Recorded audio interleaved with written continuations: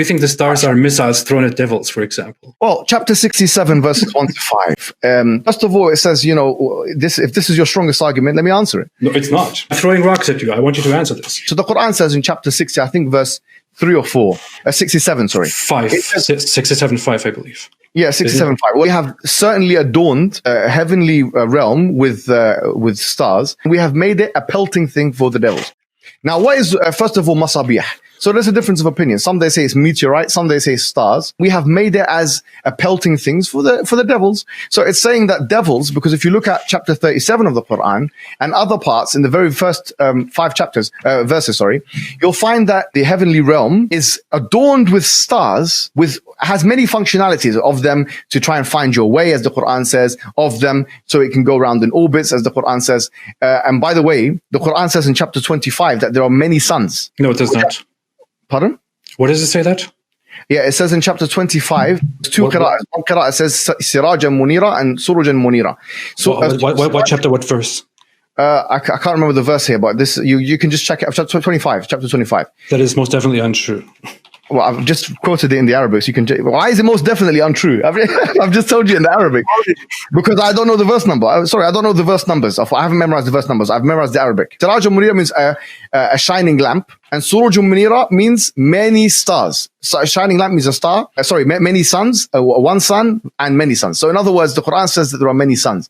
The cosmic picture of the Quran, therefore, is that there are many suns, many solar systems, because suns are accompanied with solar systems, and that they have many functionalities. Of them, there is a metaphysical thing which we can't see, which is that the Quran, that the stars or the celestial spheres, they actually pelt the devils or the jinn, because we believe in this this creation called the jinn. So these celestial bodies actually pelt them. How can you falsify that? I don't see the issue. You have not given me any proof. It is a very big claim to claim that that the Quran actually describes many suns or many stars. So there's 2 qira'ahs. There's one qira'ah was glory be to the one who has made in the sky stars, yeah, and has made in it many suns. One yani sun. You know a sun? Like the sun and the moon. So made many suns. This is an outrageous claim. Every tafsir that I'm looking at, and including the modern and old translations, tell us that there are many constellations or stars in the sky, and that there is also a lamp.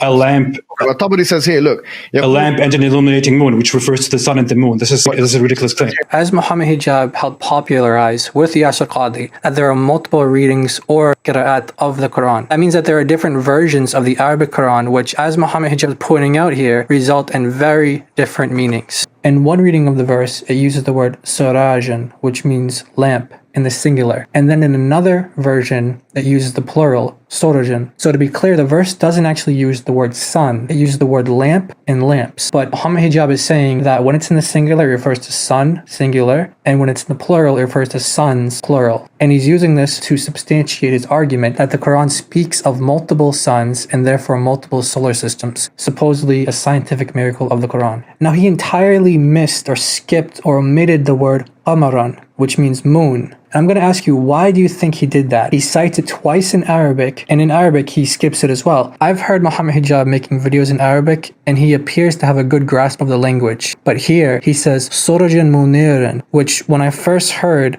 sounded very unnatural to me, and it sounded weird because you have a plural noun, surajan, lamps, matched with the singular participle, muniran, which means shining. And it's also in the masculine, singular, masculine, which I know doesn't translate well into English in terms of understanding why this sounds awkward and incorrect in Arabic. But the fact is that when Mohammed Hijab said that, even though that's grammatically incorrect in Arabic, which means that when he said it, he knew it sounded awkward and it sounded weird, but he still said it to make his argument. Now, the Quran doesn't actually say that. The Quran uses the word moon before munira, and that's important, but I just wanted to point out that he's even willing to make a grammatical mistake, omit words from the Quran in order to make his argument. So he appeals to At-Tabari. It says it here. Look, I can read it to you if you want.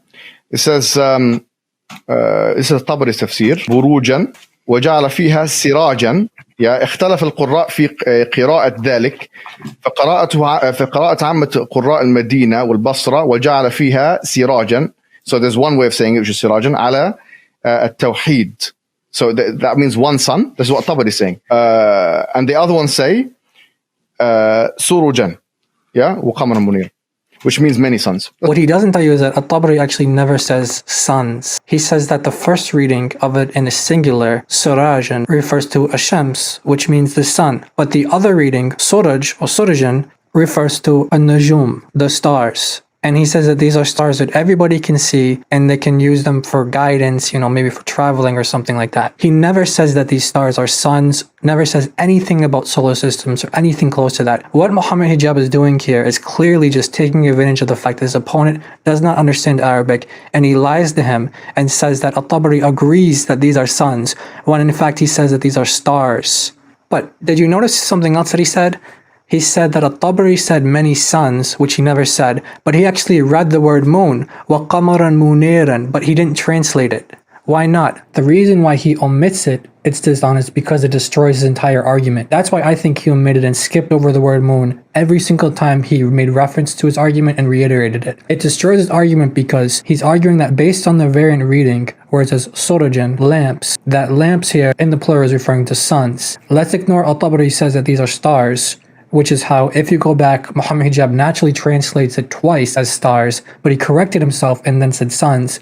But let's just put that to the side and say that it means suns for the sake of argument. The verse is saying that God made a lamp and a shining moon. Again, Mohammed Hijab cut out the word moon entirely, but the variant says lamps and a shining moon. Muhammad is arguing that lamps here refers to suns, which we'll grant for the sake of argument. And therefore, there are multiple solar systems, many suns, many solar systems. However, there's a huge problem with that. The reason why he skipped over the word moon is because if you take this argument seriously, then there's only one moon for all of the solar systems in existence. You see how dishonest he is and why he left out the word moon now? He purposely read the verse in a way that is grammatically odd and incorrect and left it out just to make his argument work.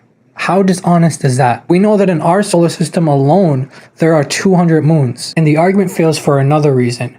Remember that the argument that he's presenting says that the Quran teaches that there are multiple suns, therefore multiple solar systems. Putting aside the fact that the Quran would also be teaching that there's one moon for all of these solar systems, there's another error. His main point is, how can this be that the Quran in the 7th century contains information that says that there are multiple solar systems when that information wasn't available back then? But this discussion that they're having is in the context of a larger debate of scientific errors in the Quran. They previously discussed about how the Quran teaches shooting stars are missiles that Allah shoots at demons. And again, just for argument's sake, if the argument that Mohammed Hijab presenting is true, that there are many suns and therefore many solar systems, how does this prove that the Quran has divine origin? How does he know that Muhammad received this revelation from a demon or some satanic source? They told him that there are many solar systems. How can he argue against that? Anyway, the verse seems to be referring to our planet, Earth, and how there's a sun and there's a moon. And if you take the variant reading, it's talking about there being a moon and stars, many stars. But it in no way and nowhere says that there are many suns or many solar systems, unless you want to argue that there's a singular moon for all of the solar systems in existence, in which case we can use that as an argument against Islam. Mohammed Hijab is the gift that keeps on giving. The general understanding of this Quran verse, for example, even according to the Tafsir, to the most renowned Tafsir, which is Ibn Kathir, and all the translations that we have, clearly says that this is speaking about constellations, and there is a lamp and an luminous light, which in other parts of the Quran is repeated in English. This is the problem. Is repeated numerous times. It refers to the sun and the moon. Now, there are some people who say that the Earth is flat. There are some scholars who say that, but there are the Salaf. There are some scholars from the early generations who say that the Earth is round. Whereas there are many among them who say that it is flat. Why are we doing this selectively? There's two interpretations. Yeah, I agree. Why are we doing this selectively? So I do. I agreed with you on that. Okay, yeah, I do not point out that this is that Muslims all agreed that the Earth was flat and that this is what we should therefore agree on. That here's the argument. The argument is that you're right. There are some Muslim scholars in the past who have said the Earth is flat.